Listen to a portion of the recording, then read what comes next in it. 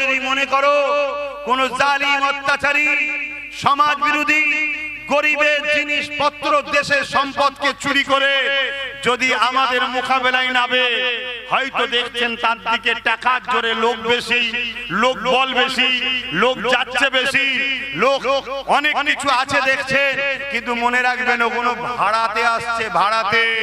ও ক্ষমতায় টিকে থাকতে বেশিক্ষণ সম্ভব নয়, কেন যতক্ষণ দিচ্ছে ততক্ষণ আছি, ভেতর ভেতর থেকে সব উল্টো দিকে চলে যাচ্ছে। হয়তো তোমার আমার কাছে চাল চুরি করার টাকা নেই, কিন্তু মনে রাখবে তোমার আমার হৃদয়ে একে অপরের জন্য ভালোবাসা আছে না নাই? যুগে যুগে আমরা এই ভালোবাসা দিয়েই বিজয় লাভ করেছি। জোরে বলুন সুবহানাল্লাহ। হ্যাঁ, জিতার আগেই যদি জিতার আগেই যদি চাল চুরি করে খাস, তাহলে জিতার পরে কি চুরি করবি রে? কথা মাথায় ঢুকছে না? ঢোকে না?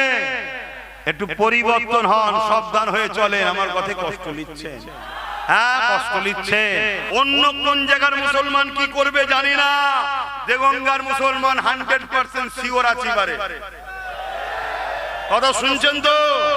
ভুল করবেন না, আর একটা নওশাদ সিদ্দিকী হয়ে যাবে, চিন্তার কোনো কারণ নেই। একটু বুঝে বুঝে কাজ করা দরকার আছে না? না, এই যে পাশে নদিয়ায় আর একজন ফোরপাস মানবরূপী পশু কি বললো? কোরআনের সূরা তাওবার 5 নম্বর আয়াতে নাকি হিংসা ছড়ায়। বলেছে না বলেন? বলুন বলেছে না বলেন? ওর বিরুদ্ধে কয়েক হাজার কেস হয়েছে। ওকে রাজ্য সরকার যে ছিল প্রাক্তন, সে কি অ্যারেস্ট করেছে? কেন করে না? আজ সমাজ ইসলামকে মিটাবার জন্য উঠে পড়ে লেগেছে। যত নেশা বাড়বে জানবে ইসলাম মিটানোর ষড়যন্ত্র হচ্ছে। কেন? ইসলাম নেশার বিরুদ্ধে। আমার কথা বুঝছেন তো নাকি? তাহলে যারা নেশাকে প্রমোট করে তারা ইসলামের পক্ষে না বিরুদ্ধে? এটা আওয়াজ দেবেন ভাই। তাহলে আমরা যদি তাদের পক্ষে দাঁড়াই, তাহলে আমরা কি ইসলামের পক্ষে না বিরুদ্ধে?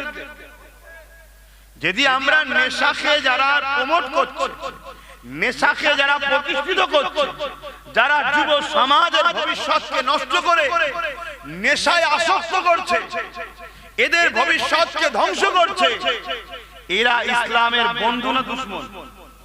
আর দুশমনদের সঙ্গে আমরা যদি কাঁধে কাঁধ মেলাই, তাহলে আমরা ইসলামের বন্ধু না দুশমন? আর ইসলামের দুশমন হয়ে কখনো জান্নাত যাওয়া যাবে এই বিশ্বাস কি আমরা আছে? একটু বুঝুন। দুনিয়াদারি করতে হবে, সংসার করতে হবে, কারবার করতে হবে, সবকিছুর মধ্যেই রহমত আছে, সবকিছুর মধ্যেই গজব আছে।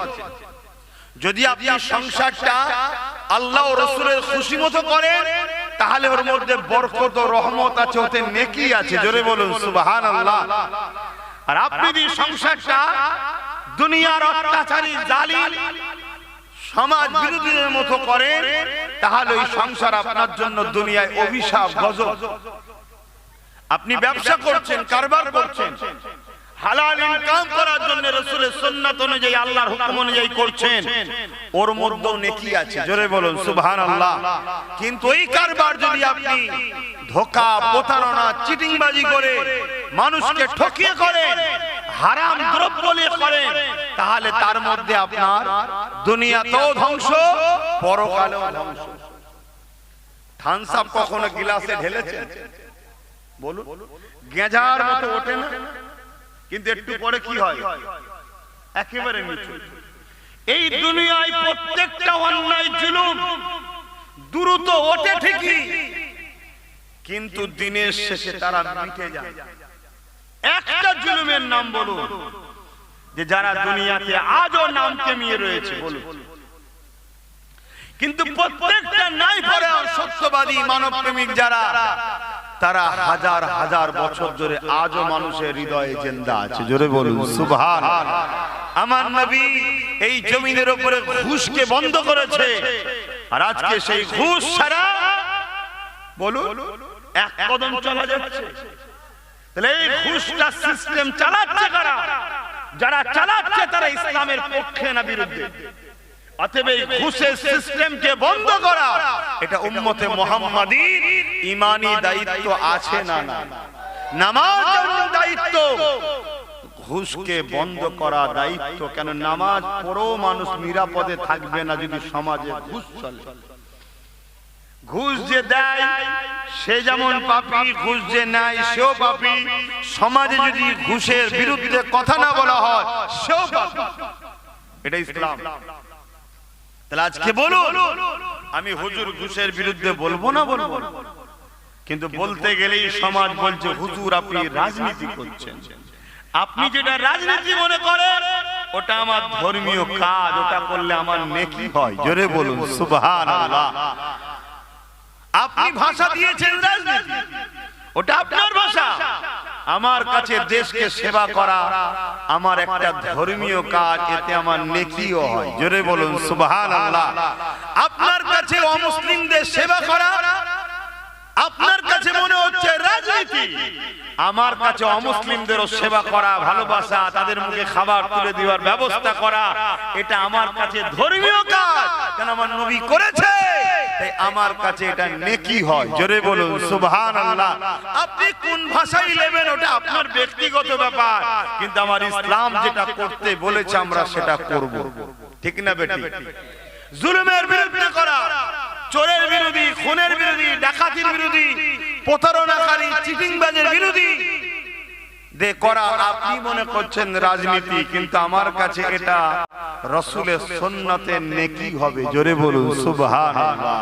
তাহলে আমাদের ফ্যাসিলিটি দুটো, এক ইমানদার হওয়ার জন্য আমি যখন ভালো কাজ করব তার জন্য নেকিও পাবো, দুনিয়াতেও সম্মান পাবো। জোরে বলুন সুবহানাল্লাহ। সবাই মুসলমান মুসলমান মুসলমান মুসলমান মুসলমান মুসলমান মুসলমান মুসলমান মুসলমান মুসলমান দিন রাত হচ্ছে না? কেন রে বাবা? আমরা তো কোনো রুলে নেই, আমরা তো কোনো ভূমিকাতে নেই, তারপরে আমাদের নিয়ে এত চর্চা কেন? কখনো ভেবেছে? কেন আল্লাহ আমাদেরকে এমন নিয়ামত করেছে, আমরা যার পাল্লায় উঠবো তার তাকদীর খোলে। কথা বুঝছেন তো নাকি?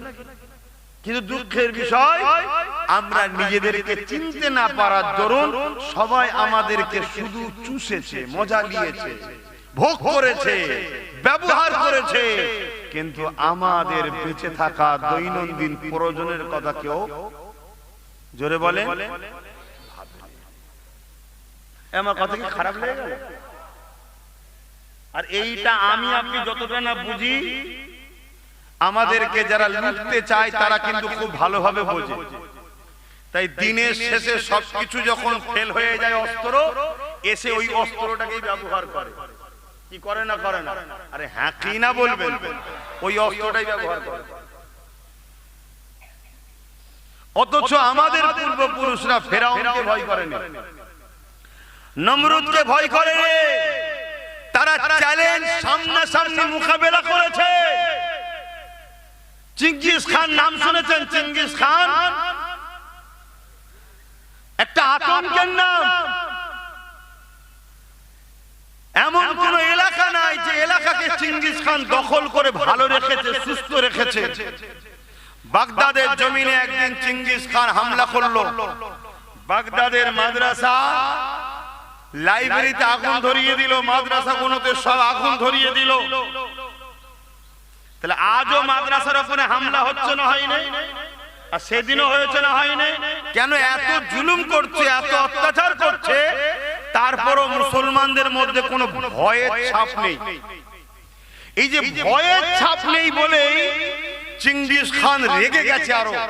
চেঙ্গিস খান চেয়েছিল আমি তো হত্যা করব, কিন্তু মুসলমানগুলো যেন আমার কাছে একটু ভিক্ষা চায়, বাঁচাও বাঁচাও, আমার পা ধরে যেন কাদাকাটি করে। যেমন আজকে অনেক মুসলমান করছে না? করেন? আরে সাধারণ মুসলমান তো দূরের কথা, ভালো ভালো ঘরের সব লোকেরা করা শুরু করেছে। হাতে পায়ে ধরাধরি করছে, দেখছেন না সোশ্যাল মিডিয়ায়? হাতে পায়ে ধরাধরি করে ফেলবো বলছে।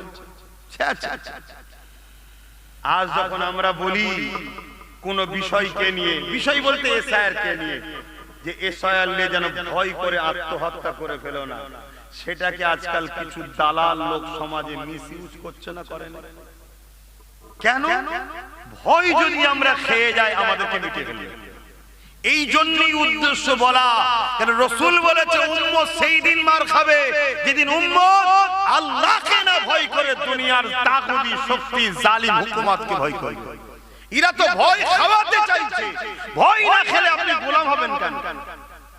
আপনি যখন ভয় করবেন আপনার দিমাগ তখন কাজ করবে না ভালো মন্দ, আপনি তাড়াহুড়ো করবেন কোথায় গেলে কি পাওয়া যাবে বল, কোথায় গেলে একটু বাঁচা যাবে বল, আর ওই সুযোগটাই তো আপনাকে চাইছে বেঈমান বানাবার জন্য। আমি একজন ইসলামের প্রচারক হিসাবে আমার জাতি আমার কওমকে বোঝানো এটা দায়িত্ব যে আল্লাহ ছাড়া কাউকে ভয় করবেন না। আমার আল্লাহ যদি আপনার হিফাজত করে পৃথিবীর কোন শক্তি আপনাকে মিটাতে পারবে না। আর পাশাপাশি যারা আল্লাহর দ্বীনের দুশমন তাদের সঙ্গে যেন একসাথে দেখা না যায়, দল করবেন না একসাথে। মনে থাকবে তো নাকি? একটু হাকি না বলো, মনে থাকবে তো নাকি? আমার কথায় অসুবিধে পেচ্ছেন আপনারা? তাহলে হাত তুলে সাক্ষী দেন আমার কথায় একমত তো আপনারা? হাত লম্বা করে তোলেন, একমত তো? এই দুটো কথাকে মান্যতা দেবেন। যদি ভালো না বাসেন, বিশ্বাস যদি না করেন, তো এসে বেকার সময় নষ্ট করে কি লাভ? কাজ কাম নেই নাকি? যদি কাজ কাম নাও থাকে আমি জানি না, একটু বাগানে গিয়ে বাগান টাগানে ঘরেন, হাওয়া খান, মন ফ্রি থাকে। যদি বিশ্বাস না করেন, আর বিশ্বাস যদি করেন তাহলে কথাকে গুরুত্ব দেন। কেন? আপনার জন্য আপনার পরিবারের গার্জেন লড়ছে, তাই তো নাকি? কিন্তু গার্জেনকে যদি আপনি গুরুত্ব না দেন, সে এক গ্লাস পানি চাইলে যদি দিবার মন মানসিকতা না থাকে, তাহলে সে গার্জেন আপনার জন্য কতদিন লড়বে বলুন?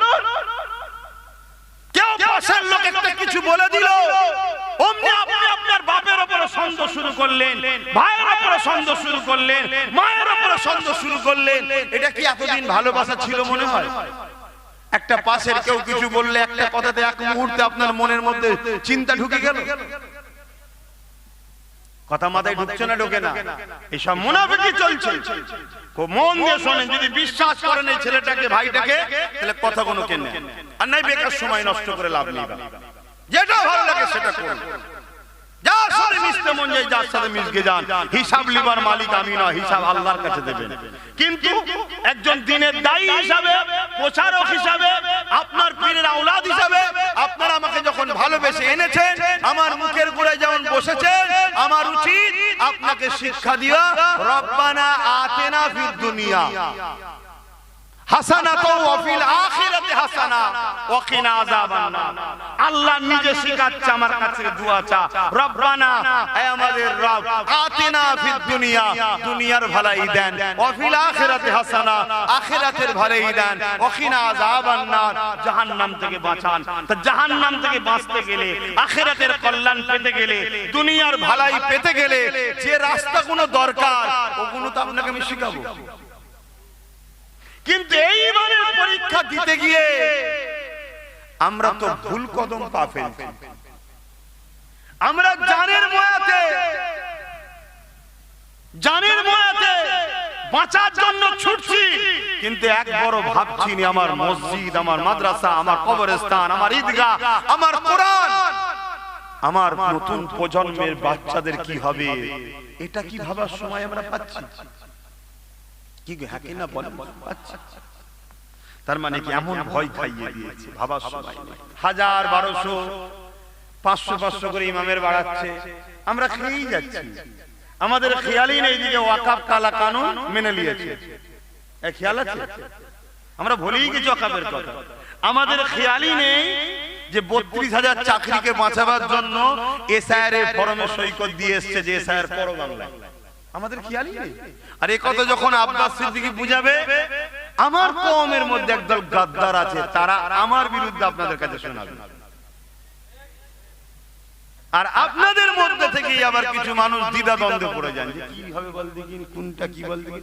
একবারও ভাবলেন না যে আব্বাস সিদ্দিকী কি জন্য লড়ছে, আর যে আমায় বুঝাতে এসেছে সে কার জন্য লড়ছে। আমি তো লড়ছি দুটো কারণ। একটা কারণ, আমি যেমন কারো ধর্মের বিরুদ্ধে নয়, কারো ধর্মের বিরোধী করার পক্ষপাতিত্ব নয়, তেমন আমার ধর্মের বিরোধী কেউ করুক এটাও আমি পছন্দ করি না। দ্বিতীয় নম্বর, আমার কম যেন একটু ইজ্জতের রুটি খেতে পারে, এজন্যই তো লড়ছি। না আমার কি ইন্টারেস্ট আছে?